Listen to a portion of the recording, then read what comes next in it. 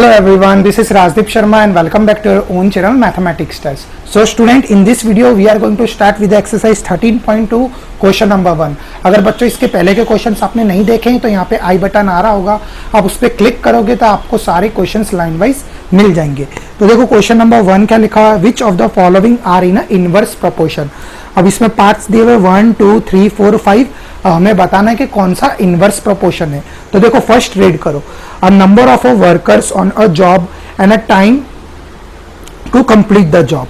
देखो वर्कर्स और टाइम, तो ये हमेशा हमारा इनवर्स प्रोपोर्शन ही होता है. कैसे, देखो समझो.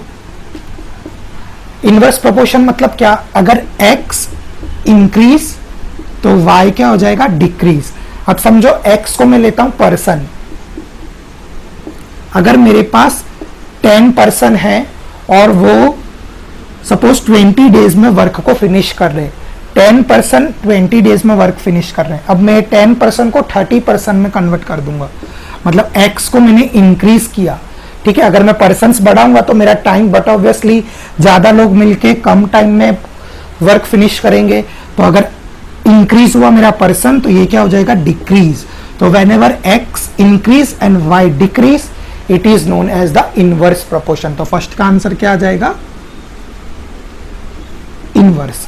ठीक है, हमको वही बताना कि कौन सा इनवर्स है. तो फर्स्ट वाला हमारा क्या है, इनवर्स. तो अब देखो बच्चों इसका सेकंड पार्ट क्या लिखा हुआ है, a time taken for a journey and a distance travel at a uniform speed. ठीक है, तो ये दोनों तो डायरेक्ट प्रोपोर्शन में आएगा. कैसे, टाइम टेकन, अगर ज्यादा टाइम लोगे तो आपका, अगर ज्यादा स्पीड होगी तो आपका टाइम भी कम होगा, और अगर स्पीड कम होगी तो आपका टाइम भी कम होगा. डेट मीन्स अगर x को आप इंक्रीज करोगे तो y भी आपका इंक्रीज हो जाएगा, और अगर आप x को डिक्रीज करोगे तो y भी आपका डिक्रीज हो जाएगा. और ऐसा कब होता है, डायरेक्ट प्रोपोर्शन में होता है. तो सेकंड का आंसर क्या आ जाएगा, डायरेक्ट. ठीक है, फर्स्ट हमारा इनवर्स था, सेकंड हमारा क्या आ रहा है, डायरेक्ट प्रोपोर्शन. अब देखो थर्ड. अब थर्ड क्या लिखा हुआ है, area of a cultivated land and a crop harvested. तो ये भी आप लॉजिकली सोचो, जितनी ज्यादा बड़ी लैंड होगी तो हमारा क्रॉप भी उतना ज्यादा होगा. डेट मीन्स अगर x इंक्रीज तो y इंक्रीज. अगर हमारी लैंड का प्रोपोर्शन कम होगा तो हमारा क्रॉप्स जो कल्टीवेट होगा वो भी हमारा कम हो जाएगा. डेट मीन्स अगर x डिक्रीज तो y also decrease. So this is also a direct proportion. So third भी हमारा क्या आ गया, डायरेक्ट. हमें बताना कि कौन सा इनडायरेक्ट है. तो अभी तक सिर्फ फर्स्ट वाला इनडायरेक्ट था, इनवर्स सॉरी. ठीक है, हमें इनवर्स बताना है, तो जिसमें फर्स्ट वाला इनवर्स था, सेकंड डायरेक्ट है, थर्ड भी डायरेक्ट है. अब देखो फोर्थ क्या लिखा हुआ है, a time taken for a fixed journey and the speed of the vehicle.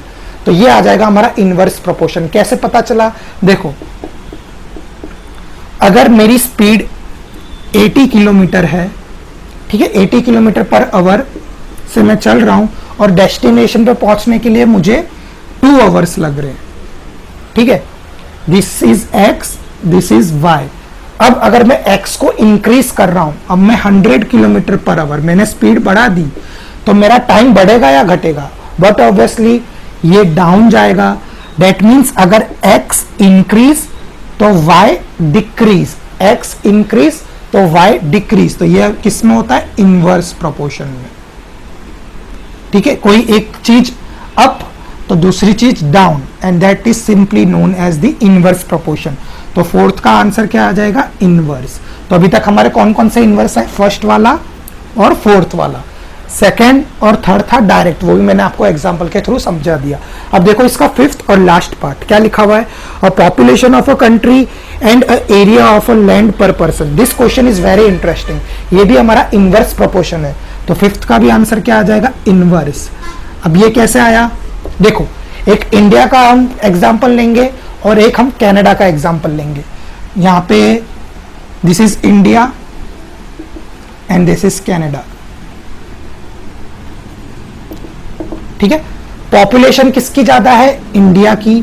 जब पॉपुलेशन इंडिया की ज्यादा है तो यहां पे जितने भी लोगों का, क्या लिखा है question, a population of a country and the area of a land per person. देखो पॉपुलेशन है इंडिया की ज्यादा, अगर पॉपुलेशन ज्यादा होगा तो घर बनाने के लिए जगह कैसी होगी, कम होगी, क्योंकि बहुत सारे लोग हैं. तो हाउस के लिए जगह कैसी हो जाएगी, कम, ठीक है। पर अगर कनाडा में देखो, कनाडा की पॉपुलेशन बहुत कम है, पॉपुलेशन कम, इसलिए कनाडा में आपने देखा होगा मूवीज में, वहां पे जो लोग होते हैं कनाडा में उनके घर काफी बड़े होते हैं। तो डेट मीन्स अगर हाउस यहां पे आ जाएगा बड़ा, मतलब डेट मीन्स अगर पॉपुलेशन इंक्रीज तो एरिया डिक्रीज, एच मतलब उनका हाउस एरिया, तो वो क्या हो जाएगा decrease. If population decrease so house area will get increase, मतलब एक चीज अप दूसरी चीज डाउन, एक चीज डाउन तो दूसरी चीज अप। तो ये किसमें होता है, इनवर्स प्रोपोर्शन में। सो फिफ्थ भी क्या आ जाएगा हमारा, इनवर्स प्रोपोर्शन, ठीक है। आज समझ में, this is the best example to understand India and Canada, ठीक है।